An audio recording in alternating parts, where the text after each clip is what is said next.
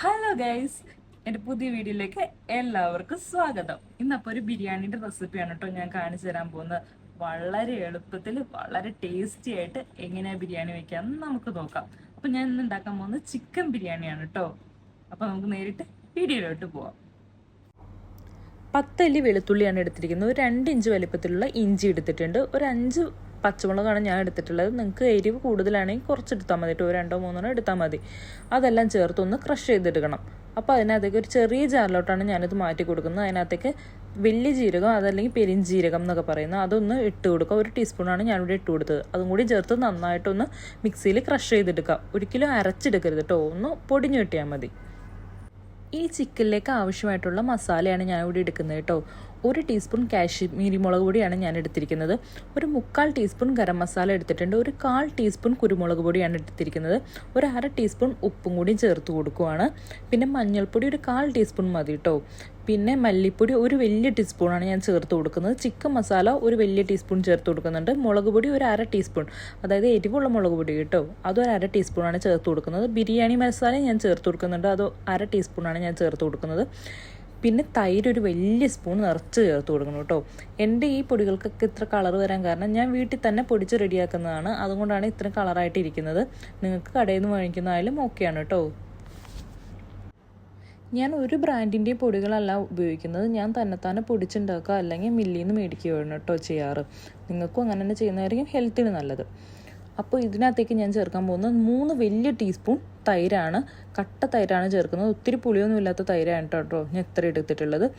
പുളിയൊക്കെ അനുസരിച്ച് വേണം ചേർക്കാൻ തൈര്. ഇനി ഇടിച്ച് വെച്ചിരിക്കുന്ന ഇഞ്ചി, പച്ചമുളക്, വെളുത്തുള്ളി, പെരിഞ്ജീരകം ഇതെല്ലാം ഇടിച്ചത് നമുക്ക് ഇതിനകത്തോട്ട് ചേർത്ത് നന്നായിട്ടൊന്ന് മിക്സ് ചെയ്ത് കൊടുക്കാം. ഞാനൊരു 3/4 കിലോ ഇറച്ചിയാണ് എടുത്തിരിക്കുന്നത്. ചിക്കൻ നന്നായിട്ട് വെട്ടി കഴുകി എടുത്തിരിക്കുന്നതാണ്. വീട്ടിലേക്ക് തന്നെ ആവശ്യത്തിനായിട്ട് ഒരു ഫംഗ്ഷനൊന്നുമല്ല, നമ്മൾ ഒക്കേഷനിൽ ഉണ്ടാക്കുന്നതായതുകൊണ്ട് തന്നെ ഞാൻ ചെറിയ ചെറിയ ക്യൂബുകളായിട്ടാണ് എടുത്തിട്ടുള്ളത്. നിങ്ങൾക്ക് ഇനി വലിയ ക്യൂബുകളായിട്ട് എടുക്കണമെങ്കിൽ അങ്ങനെ എടുക്കാം. വലിയ പരുവത്തിലേക്ക് വെട്ടി നിങ്ങളുടെ ഇഷ്ടമാണ് അതെല്ലാം. അപ്പോൾ ഞാൻ ഈ മസാലയൊക്കെ ഒന്ന് മിക്സ് ചെയ്ത് വെക്കുവാണ് കേട്ടോ. ഇതിനകത്തേക്ക് നമുക്ക് ചിക്കൻ ഇട്ട് നന്നായിട്ടൊന്ന് മാരിനേറ്റ് ചെയ്ത് കൊടുക്കണം. ഒരു 20-25 മിനിറ്റൊക്കെ മാക്സിമം ഇതിനകത്തോട്ടൊന്ന് വെച്ചേക്കുവാണെങ്കിൽ നല്ലതാണ്. കുറേ നേരം വെക്കുവാണെങ്കിൽ അത്രയും നല്ലതാണ്. നന്നായിട്ട് ഈ മിക്സൊക്കെ നന്നായിട്ട് നമ്മുടെ ചിക്കനിലൊന്ന് പിടിച്ച് കിട്ടണം. ഞാനിവിടെ സ്പൂണൊക്കെ വെച്ചിട്ടാണ് ഇളക്കി കാണിച്ചിരുന്നത്. പക്ഷേ കൈ വെച്ചാണ് നന്നായിട്ട് ഇളക്കി കൊടുക്കേണ്ടത്. ചിക്കൻ ഉടഞ്ഞു പോവാതെ തന്നെ നമ്മൾ കൈ വെച്ചിട്ട് നന്നായിട്ട് മിക്സ് ചെയ്ത് കൊടുക്കുന്നതാണ് നല്ലത്. അപ്പോൾ നന്നായിട്ട് മാരിനേറ്റ് ചെയ്ത് കിട്ടുന്നതാണ്.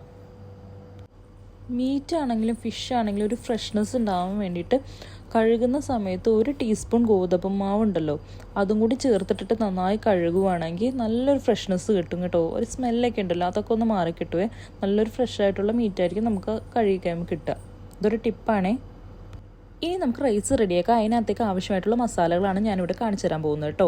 പെരിഞ്ജീരകം 1/4 ടീസ്പൂൺ, ഏലക്ക ഒരു 2 എണ്ണമാണ് എടുത്തിരിക്കുന്നത്, പട്ട 2 കഷ്ണമാണ് എടുത്തിരിക്കുന്നത്, കുരുമുളക് ഒരു 5-6 എണ്ണം മതിയാവും, ഗ്രാമ്പൂ ഒരു 2-3 എണ്ണം മതി, ജാതിക്കുരു ഉണ്ടല്ലോ അത് എടുത്തിട്ടുണ്ട്, ജാതിപത്രി ഉണ്ടെങ്കിൽ അതും നല്ലതാണ്, ബേ ലീഫ് ഒരു ചെറുതാണ് എടുത്തിരിക്കുന്നത്, തക്കോല 1-2 എണ്ണോ അത്രയും തന്നെ മതിയാവും കേട്ടോ. റൈസ് ഉണ്ടാക്കാൻ വേണ്ടിയിട്ട് ഒരു 3 ലിറ്ററിൻ്റെ നോൺ സ്റ്റിക്ക് കടായിയാണ് കേട്ടോ ഞാൻ ഗ്യാസിലെ അടുപ്പിൽ കയറ്റി വെച്ചിരിക്കുന്നത്. നല്ല അടിക്കട്ടിയുള്ളൊരു പാത്രമാണെങ്കിൽ നല്ലതായിരിക്കുമേ. അതിനകത്തേക്ക് ഒരു വലിയ ടീസ്പൂൺ നെയ്യാണ് ചേർത്ത് കൊടുത്തത്. ഒരു 3 ടീസ്പൂണോളം സൺഫ്ലവർ ഓയിലും കൂടി ചേർത്ത് നന്നായിട്ടൊന്ന് ചൂടാക്കി അതിനകത്തേക്ക് കാഷ്നട്ടും അതുപോലെ കിസ്മിസും കൂടി ചേർത്ത് നമുക്ക് ഇളക്കാം. ഒരു 10 കാഷ്നട്ടാണ് ഞാൻ അതിനകത്ത് ഇട്ടിരിക്കുന്നത്. അതുപോലെ 2 ടീസ്പൂൺ കിസ്മിസും കൂടി ചേർത്ത് ഒരു ഗോൾഡൻ കളർ ആക്കണം കേട്ടോ. അതിനുശേഷം ഒരു ഒട്ടത്തവി വെച്ചിട്ട് ഞാനൊന്ന് കോരി മാറ്റുവാണേ. ഞാൻ ഇനി ഒരു സവാള അരിഞ്ഞ് വെച്ചിട്ടുണ്ടായിരുന്നു കേട്ടോ. ചെറുതായിട്ട് കനം കുറച്ച് വേണം അരിഞ്ഞ് വെക്കാൻ. അതും കൂടി ഇതിനകത്തോട്ട് ചേർത്തിട്ട് ഒന്ന് വറുത്തെടുക്കാം. കരിഞ്ഞ് പോകാണ്ട് ഒരു ഗോൾഡൻ കളറായിട്ട് കോരിയെടുക്കാം കേട്ടോ. ഞാനിവിടെ എടുത്തിരിക്കുന്നത് ഒരു ഈജിപ്ഷ്യൻ്റെ സവാളയാണ് എടുത്തിരിക്കുന്നത്. അതാണ് ഇതിനൊരു വയലറ്റ് കളർ. അതുകൊണ്ട് ഞാൻ പെട്ടെന്ന് തന്നെ കോരിയെടുക്കുവാണ് കേട്ടോ. ഇങ്ങനെ വറുത്തെടുക്കുന്ന സവാളേനെ പറയുന്നത് പിസ്ത എന്നാണ് കേട്ടോ. ഈ പിസ്ത ഒരിക്കലും കരിഞ്ഞു പോകാൻ പാടില്ല. കരിഞ്ഞു പോയി കഴിഞ്ഞാൽ ബിരിയാണിയിൽ ഭയങ്കരമായിട്ട് കയ്പ്പ് ചോദിക്കാൻ ചാൻസ് ഉണ്ട്. അതുകൊണ്ട് ഒന്ന് ഗോൾഡൻ കളറായി കഴിഞ്ഞാൽ നമുക്കൊന്ന് എണ്ണ മാറ്റി എടുത്ത് വയ്ക്കാവേ. ഇനി ഈ ഓയിലിലേക്ക് തന്നെ നമ്മൾ പട്ടയും ബേ ലീഫും അതുപോലെ തന്നെ മസാലകളും ആഡ് ചെയ്ത് കൊടുക്കുവാണേ. അതൊന്ന് ജസ്റ്റ് ഒന്ന് ചൂടായി കിട്ടണം.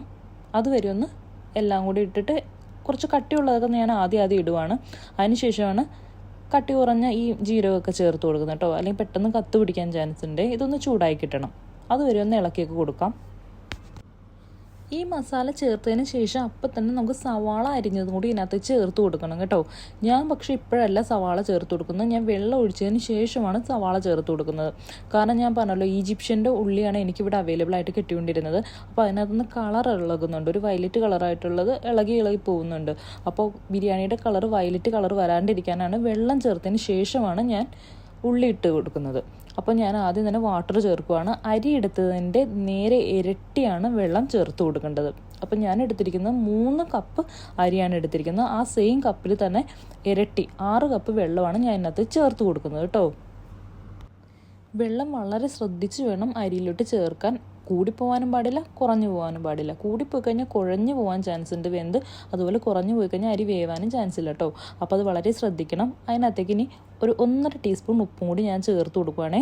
ഈ സമയത്ത് നമ്മൾ ഉപ്പ് ശരിക്കും ചെക്ക് ചെയ്യണം. ഒന്ന് ഇളക്കി ചെക്ക് ചെയ്തതിന് ശേഷമാണ് ചേർത്ത് കൊടുക്കാവുള്ളൂ. വളരെ ശ്രദ്ധയോടെ വേണം ഉപ്പ് ചേർത്ത് കൊടുക്കാൻ. ഇനി ഒരു നാരങ്ങ പിഴിഞ്ഞ് വെച്ചിരിക്കുന്നതാണ്, കുരു മാറ്റിയിട്ടാണ് ആ നീരെടുത്തിരിക്കുന്നത്. അതൊരു 2 ടീസ്പൂൺ കൂടി ഇതിനകത്തോട്ട് ചേർത്ത് നന്നായിട്ട് ഇളക്കുക. അതിനുശേഷം ഒന്ന് തിളച്ച് കിട്ടുന്നത് വരെ നമുക്കൊന്ന് വെയിറ്റ് ചെയ്യാം.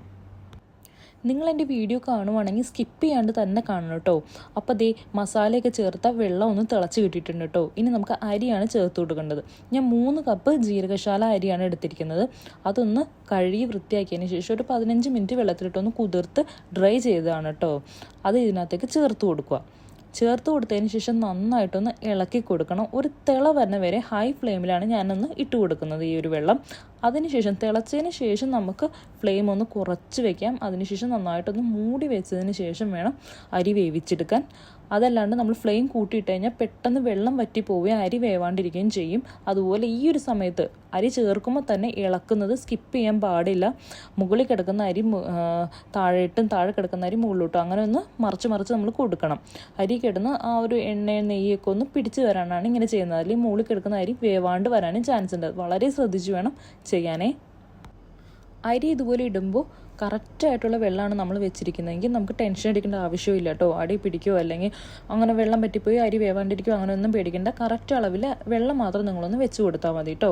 അപ്പോൾ ഇതിനകത്തേക്ക് ഒരു ഫ്ലേവറിന് വേണ്ടിയിട്ട് ഞാനൊരു 1/4 ടീസ്പൂൺ മഞ്ഞൾപ്പൊടിയാണ് എടുക്കുന്നത്. അതിനകത്തേക്ക് 2 ടീസ്പൂൺ റോസ് വാട്ടറാണ് ചേർത്ത് കൊടുക്കുന്നത്. ചേർത്ത് കൊടുത്തിട്ട് നന്നായിട്ടൊന്ന് മിക്സ് ചെയ്ത് കൊടുക്കുക. ഈ മിക്സിയിൽ നിന്ന് 1.5 ടീസ്പൂൺ റോസ് വാട്ടർ മാത്രമാണ് കേട്ടോ ഞാനിപ്പോൾ ഇതിനകത്തോട്ട് ചേർത്ത് കൊടുക്കുന്നത്. ഒരു ഫ്ലേവറിന് വേണ്ടിയിട്ടാണ് നമ്മളത് ചേർത്ത് കൊടുക്കുന്നത്.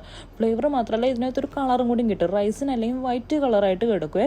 അപ്പോൾ ആ ഒരു കളർ ഇല്ലാണ്ടിരിക്കാൻ വേണ്ടിയിട്ടാണ്, ഒരു കളർഫുൾ ആവാൻ വേണ്ടിയിട്ടാണ് ഞാനിങ്ങനെ ചേർത്ത് കൊടുത്തത്. നിങ്ങളുടെ കയ്യിൽ റോസ് വാട്ടർ ഇല്ല എങ്കിൽ മഞ്ഞൾപ്പൊടി വെള്ളത്തിൽ ചാലിച്ചിട്ടാണ് ഇതുപോലെ ചേർത്ത് കൊടുക്കുക കേട്ടോ. അപ്പോൾ അതേ ഈ ഒരു പാകത്തിനായിട്ട് വരുവേ. അപ്പോൾ ഒരു ഇച്ചിരി വെള്ളത്തിൽ തന്നെ നമുക്ക് നമ്മുടെ ഫ്ലെയിം ഒന്ന് ഓഫ് ചെയ്ത് മൂടി വെച്ചേക്കണേ. അരി ഒരു 1/4 ഭാഗം വെന്ത് കഴിഞ്ഞാൽ നമുക്ക് നിർത്താം കേട്ടോ. കുറച്ച് വെള്ളമൊക്കെ കിട്ടിയാൽ ഓക്കെയാണ്. ഒന്ന് മൂടി വെച്ചാൽ തന്നെ ഈ വെള്ളമൊക്കെ ഒന്ന് വലിച്ചെടുത്തോളൂ അരി. അതിനുശേഷം നമുക്ക് മസാല റെഡിയാക്കാം. ഞാനൊരു പാൻ വെച്ചിട്ട് അതിനകത്തേക്ക് സൺഫ്ലവർ ഓയിലാണ് ചേർത്ത് കൊടുക്കുന്നത്. ഒരു 2 ടീസ്പൂൺ സൺഫ്ലവർ ഓയിലാണ് കേട്ടോ ചേർത്ത് കൊടുക്കുന്നത്. അതിൽ കൂടുതലൊന്നും നമുക്ക് വേണ്ട. അതിനകത്തേക്ക് സവാള അരിഞ്ഞതാണ് ചേർത്ത് കൊടുക്കുന്നത്. സവാള ഒന്ന് വാടി കിട്ടിയാൽ മതി കേട്ടോ. ഓവർ ഫ്രൈ ആവണമെന്നില്ല. ഒരു മൂടി വെച്ചിട്ട് ഒന്ന് അടച്ച് വെച്ച് വേവിച്ച് കൊടുത്താൽ മതി കേട്ടോ. ഒരു 1/4 ടീസ്പൂൺ ഉപ്പും കൂടി ഞാൻ ഇതിനൊപ്പം ചേർത്ത് കൊടുക്കുന്നുണ്ട്. ഉപ്പ് കൂടി പോകാൻ പാടില്ല. ഉപ്പ് നമ്മൾ നേരത്തെ ചിക്കനിൽ ചേർത്തിട്ടുണ്ടെന്ന് മറക്കരുതേ. ഇനി ഞാൻ ഇതിനകത്തേക്ക് ചേർത്ത് കൊടുക്കുന്നത് ഒരു തക്കാളി അരിഞ്ഞ് വെച്ചതാണ് കേട്ടോ. അതും കൂടി ചേർത്ത് നന്നായിട്ടൊന്ന് വഴറ്റി കൊടുക്കണേ. അപ്പോൾ തക്കാളി സവാളയും നന്നായിട്ട് വഴറ്റി കിട്ടിയിട്ടുണ്ട്. അതിനകത്തേക്ക് ഞാൻ ബിരിയാണി മസാലയാണ് ചേർത്ത് കൊടുക്കുന്നത്. ഒരു 1/2 ടീസ്പൂൺ ചേർത്ത് കൊടുത്താൽ മതി കേട്ടോ. ഒരു ഫ്ലേവറിന് വേണ്ടിയിട്ടാണ് ഞാനിത് ചേർത്ത് കൊടുക്കുന്നത്. എന്നിട്ട് അതും കൂടി ഒന്ന് ചൂടാക്കി എടുക്കുക. ഇപ്പോൾ മസാല റെഡി ആയിട്ടുണ്ട് കേട്ടോ. ഇനി നമ്മൾ നേരത്തെ മാരിനേറ്റ് ചെയ്യാൻ വെച്ചിരുന്ന ചിക്കൻ ഇപ്പോൾ സെറ്റ് ആയിട്ടുണ്ട്. അപ്പോൾ അതും കൂടി ഇതിനകത്തോട്ടൊന്ന് ചേർത്ത് നന്നായിട്ടൊന്ന് ഇളക്കി ഈ മസാലയിലൊന്ന് പിടിപ്പിച്ചെടുക്കാം.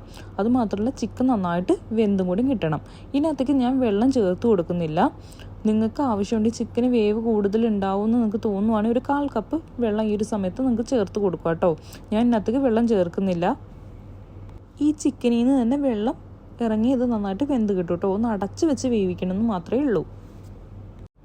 ഈ ഒരു മെത്തേഡ് നിങ്ങൾ ഫോളോ ചെയ്യുമ്പോൾ ഇടയ്ക്കിടയ്ക്കൊന്ന് ഇളക്കി നോക്കാൻ മറക്കരുത് കേട്ടോ. ഒന്ന് ഇളക്കി നോക്കണം. അതുപോലെ തന്നെ ഫ്ലെയിം കുറച്ചിട്ടിട്ട് വേണം വേവിച്ചെടുക്കാൻ. ഇളക്കി ഒന്ന് മൂടി വെച്ചതിന് ശേഷം ഒരു 5 മിനിറ്റിന് ശേഷം ഞാനത് തുറന്ന് നോക്കി കേട്ടോ. അപ്പോൾ അതിനകത്തൊന്ന് വെള്ളമൊക്കെ താഴോട്ട് ഇറങ്ങി നന്നായിട്ടൊന്ന് തിളയ്ക്കുന്നുണ്ടായിരുന്നു. ചിക്കൻ ഒരു 1/2 വെന്തിട്ടുണ്ടായിരുന്നു കേട്ടോ. കുറച്ച് തന്നെ വെന്താൽ മതി. ഒരു 75% ചിക്കൻ ഒന്ന് വെന്ത് കിട്ടിയാൽ മതി. ബാക്കി നമ്മൾ ദമ്മിടുമ്പോഴത്തേനും വെന്തോളൂ കേട്ടോ. ഇനിയിപ്പോൾ ഞാൻ ഇച്ചിരി ഒന്ന് വെള്ളം കൂടി വറ്റാനുണ്ട്, പക്ഷേ ഞാൻ ഇതിനകത്തേക്ക് കുറച്ച് മല്ലിയിലയും കൂടി ഞാൻ ചേർക്കുവാണ് ഈ സമയത്ത്. ഇനി നമുക്ക് ദമ്മിടാൻ തുടങ്ങാം. അപ്പോൾ നമ്മൾ നേരത്തെ റെഡിയാക്കി വെച്ചിരിക്കുന്ന ചോറൊന്ന് ഇളക്കി കോരി അവിടെ വെക്കണേ. അരിയിലും കുറച്ച് വെള്ളം ഇറങ്ങി പോകാനുണ്ട്, അപ്പോൾ അതും കൂടി ഞാൻ ജസ്റ്റ് ഇതിനകത്തോട്ട് മിക്സ് ചെയ്ത് കൊടുക്കുകയാണ് കേട്ടോ. അരി ഒരു 75% മാത്രമാണ് വെന്തിട്ടുള്ളത്.